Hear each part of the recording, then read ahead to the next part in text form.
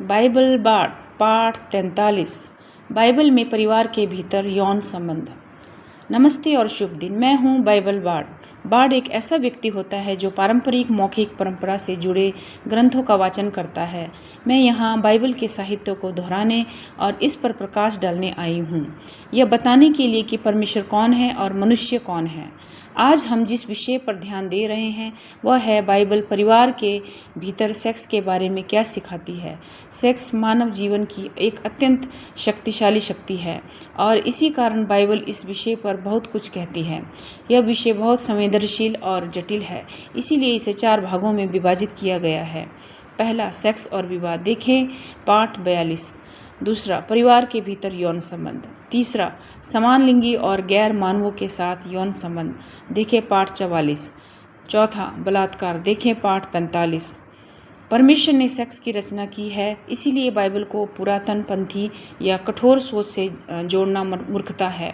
एक प्रेम करने वाले परमेश्वर ने, जिसने पुरुष और स्त्री दोनों को बनाया, सेक्स की भी रचना की। फिर भी इस विषय को कुछ लोगों ने अपने बाइबल विरोधी दृष्टिकोण से विकृत कर दिया है। इस पाठ में हम देखेंगे कि बाइबल परिवार के भीतर सेक्स के बारे में क्या सिखाती है। भाग 2, परिवार या विस्तारित परिवार के भीतर सेक्स। पिछले पाठ 42 सेक्स और विवाह में हमने देखा कि परमेश्वर ने विवाह के भीतर यौन संबंधों के लिए कोई विशेष नियम नहीं रखे हैं, लेकिन परमेश्वर ने परिवार और विस्तारित परिवार के भीतर यौन संबंधों के लिए स्पष्ट सीमाएं निर्धारित की हैं। इन सीमाओं का कारण भी बाइबल स्पष्ट रूप से बताती है। वे जातियां जो कनान देश में पहले से रह रही थी, जिन्हें इजरायली विस्थापित करने वाले थे, वे ऐसे ही यौनाचारों में लिप्त थे जिनका वर्णन आज के पदों में मिलता है। इसीलिए परमेश्वर ने अपने लोगों इब्रियों के लिए जीवन शैली के नियम बनाए ताकि वे बाकी जातियों से अलग और पवित्र जीवन जी सकें। निर्गमन 19:5-6। अब यदि तुम मेरी बात को पूरी रीति से मानो और मेरी वाचा को मानो तो तुम सब जातियों में मेरी निज धन ठहरोगे और तुम मेरे लिए याजकों का राज्य और पवित्र जाति ठहरोगे। परमेश्वर और इज़राइल के बीच यह विशेष संबंध यौन नैतिकता से भी जुड़ा हुआ था। यौन व्यवहार पर जो आज्ञाएं परमेश्वर ने इज़राइल को दी, वे किसी अन्य राष्ट्र को नहीं दी गई।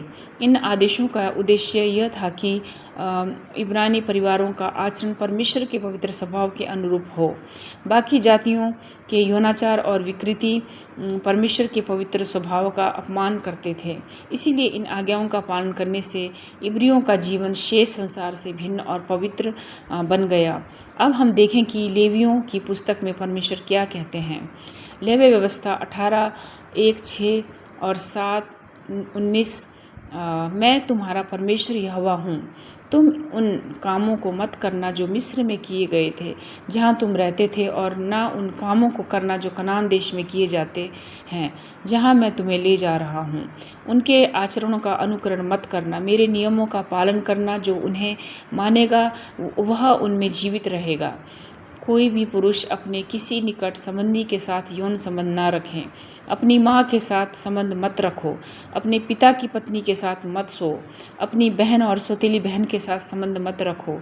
अपने बेटे की बेटी या बेटी की बेटी के साथ मत सो। अपने पिता की बहन या माँ की बहन के साथ यौन संबंध मत रखो। अपने चाचा की पत्नी के साथ संबंध मत रखो। अपनी बहू के साथ मत सो। एक स्त्री और उसकी बेटी दोनों के साथ संबंध मत रखो। जब तक तुम्हारी पत्नी जीवित है, उसकी बहन के साथ संबंध मत रखो। इन पदों से स्पष्ट होता है कि विवाह के बाहर और विशेष रूप से परिवार के भीतर यौन संबंधों पर सख्त निषेध हैं। सारांश: मनुष्य स्वाभाविक रूप से सेक्स की ओर आकर्षित होता है और यह आकर्षण अक्सर अपने आसपास के लोगों की ओर होता है, जिसमें परिवार के सदस्य भी शामिल हो सकते हैं। लेकिन परमेश्वर ने यह स्पष्ट कर दिया है कि यह स्वीकार्य नहीं है। प्राचीन कनान की जातियों में यह व्यवहार सामान्य था, लेकिन इब्रियों ने परमेश्वर से एक वाचा बांधी थी कि वे उसके नियमों का पालन करेंगे और पवित्र जीवन जिएंगे। बाइबल की यह यौन नैतिकता केवल प्राचीन इब्रियों तक सीमित नहीं रही। जब मसीह विश्वास यूरोप और अन्य देशों में फैला तो यह नैतिकता अनेक संस्कृतियों में भी समाहित हो गई, कभी कभी स्पष्ट रूप से तो कभी सांस्कृतिक तौर पर बिना स्रोत को जाने। आज बहुत से लोग ये मानते हैं कि परिवार के सदस्यों के बीच यौन संबंध गलत है, लेकिन वे नहीं जानते कि यह सोच बाइबल और प्राचीन इब्रियों की नैतिकता से उत्पन्न हुई है। निष्कर्ष: बाइबल के आलोचक अक्सर यह दावा करते हैं कि बाइबल आधुनिक ज्ञान के विरुद्ध है, लेकिन आधुनिक विज्ञान और आनुवंशिक अनुसंधान यह दिखाते हैं कि जब परिवार के सदस्यों के बीच मज़े के लिए सेक्स होता है और गर्भधारण होता है तो बच्चों में आनुवंशिक दोष होने की आशंका बढ़ जाती है। समय के साथ यह दोष अगली पीढ़ियों में और बढ़ते हैं। इस प्रकार जो बातें बाइबल ने सदियों पहले बताई उन्हें अब आधुनिक विज्ञान भी सही ठहरा रहा है। प्राचीन इब्रानी भोजन संबंधी नियमों की तरह ये यौन नियम भी परिवारों को आनुवंशिक विकृतियों से बचाने के लिए कार्य करते हैं, लेकिन बाइबल में परमेश्वर की आज्ञाओं का पालन करने का कारण केवल स्वास्थ्य संबंधी परिमाणों से बचना नहीं है।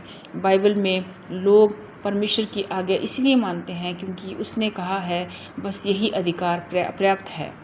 बाइबल यह सामान्य रूप से बताती है कि परमेश्वर की आज्ञाएं हमारे रक्षा के लिए हैं, हमारे लाभ के लिए मानने योग्य हैं, क्योंकि वह हमसे प्रेम करता है।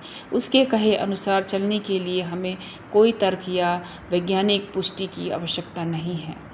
मुख्य बात यह है, क्या हम परमेश्वर की आज्ञा डर के कारण और आंख मूंद कर मानते हैं, या हम इसीलिए आज्ञा मानते हैं क्योंकि हमें उसके प्रेम पर भरोसा है, क्योंकि हम जानते हैं कि वह हमारे शारीरिक, मानसिक और आत्मिक भले की चिंता करता है। क्या हम यह सोचकर परमेश्वर की नीयत पर संदेह करते हैं कि शायद उसके निर्देश प्रेम से नहीं बल्कि नियंत्रण की इच्छा से प्रेरित हैं? यहाँ तक कि आज के आधुनिक युग में जब हमें मानव प्राधिकरण पर भरोसा करने में संकोच होता है, हमें यीशु की बात को याद रखना चाहिए। मेरा जुआ अपने ऊपर ले लो और मुझसे सीखो, क्योंकि मैं कोमल और दीन हूँ, और मैं तुम्हें अपने प्राणों के लिए विश्राम मिलेगा, क्योंकि मेरा जुआ सहज है और मेरा बोझ हल्का है। मत्ती 11:29-30। संवाद का निमंत्रण। बाइबल इस तरह कार्य करता है, संक्षिप्त और केंद्रित वाचन, बिना और किसी भटकाव के। यदि आपके कोई प्रश्न या सुझाव हो तो हमें ईमेल पर भेजें biblebardus@gmail.com पर।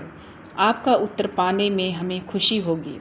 बाइबल बार्ड को इन प्लेटफॉर्मों पर फॉलो करें: Twitter @BibleBard, facebook.com/BibleBard, instagram.com/BibleBard, soundcloud.com/BibleBard, iTunes RSS यहाँ क्लिक करें।